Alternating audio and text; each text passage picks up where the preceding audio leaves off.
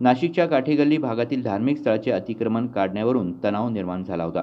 मात्र पोलीस यंत्रणेनं संयमाने सारा तणाव हाताळल्यानं परिस्थिती नियंत्रणात राहिली. दरम्यान या प्रार्थना स्थळाचे वाढीव अतिक्रमण महानगरपालिकेनं हटवले खरे, पण यानंतर या हजरत सय्यद सातपीर दर्ग्याच्या विश्वस्तांनी मनपाच्या या कृतीबद्दल खेद व्यक्त केला.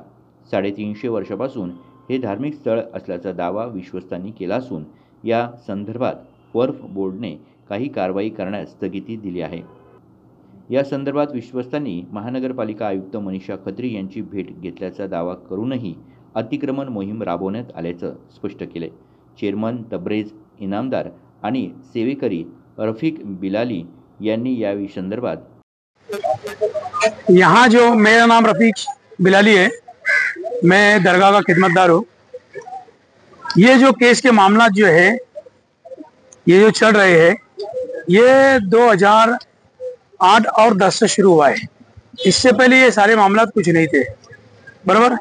जब से ये बिल्डिंग बनी है यहाँ पर, उससे ये 300 साल 350 साल पुरानी दरगाह है, और 300 350 साल पुरानी जब दरगाह है और उसके बाद में जब ये बिल्डिंगें बनी तो नगर पालिका की साजिश के कारण, इन्होंने किसी नगर पालिका की साजिश के कारण इसके अंदर इस दरगाह को ओपन स्पेस बताने का घोषित किया गया है। अभी तो वो हाईकोर्ट में वैसी लगा हुआ है ना, मामला जो है हाईकोर्ट का भी चालू है, तो उसको उन्होंने एक्सेप्ट भी नहीं किया नगर पालिका वाले ने, अतिक्रमण वालों ने, और ना हमारे कोई डॉक्यूमेंट उन्होंने देखे।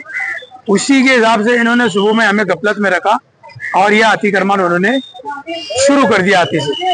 सर, मेरा नाम अजीत परदेसी है। मैं लगभग पिछले 30 साल से सरकार की सेवा कर रहा।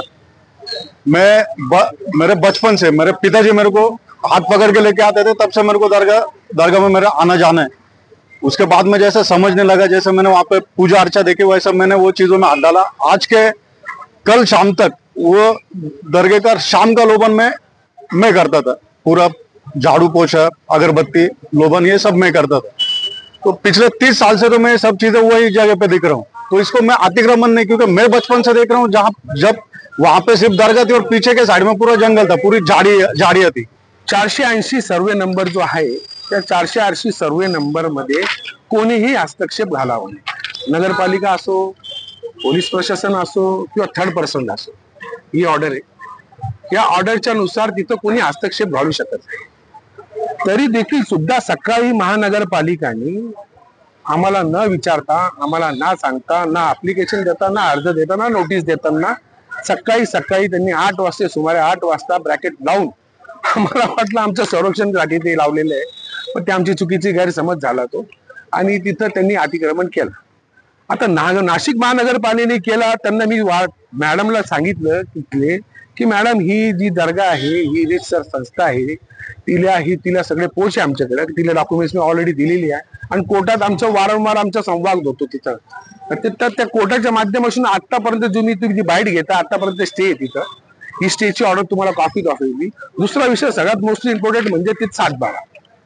आता हे 712 म्हणजे हजरत सय्यद सातपीर बाबांच्या नावात 712 आहे, आणि काही लोक जे की सांगतात की अनधिकृत बांधकाम देवस्थान, हे कसं ते सांगणारे साहेब? अधिकृत बांधकाम असते 712 नावात नसतं आलं ना। दरम्यान 480 सर्वे नंबरवर असलेल्या या धार्मिक स्थळाविषयी महानगरपालिका भविष्यात काय निर्णय घेते याकडे सर्वांचं लक्ष लागलंय। तुर्तास कुणीही अफवांवर विश्वास ठेवू नये, सामाजिक शांतता राखावी यासाठी पोलीस यंत्रणेचे प्रयत्न सुरू आहेत।